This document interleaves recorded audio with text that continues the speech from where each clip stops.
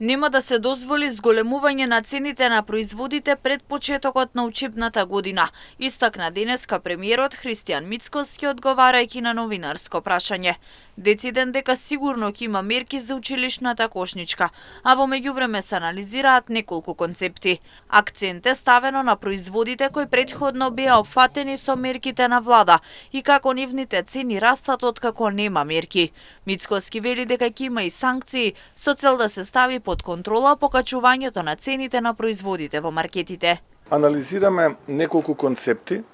Сигурно ќе има мерки кои што ќе се однесуваат на училишната кошничка, затоа сигурно ќе има мерки и се анализираат цените, се прате периодов кој што изминува, за да нема сега најнаш зголемување пред септември, односно пред почетокот на учебната година, затоа што таквиот начин на однесување не само што ќе најде на жестока реакција од страна на владата, туку и ги разгледуваме и законските можности на како да се санкционираат таквите субјекти кои што ќе се одлучат на таков тип на шпекулативно, би рекол, однесување. Поврзано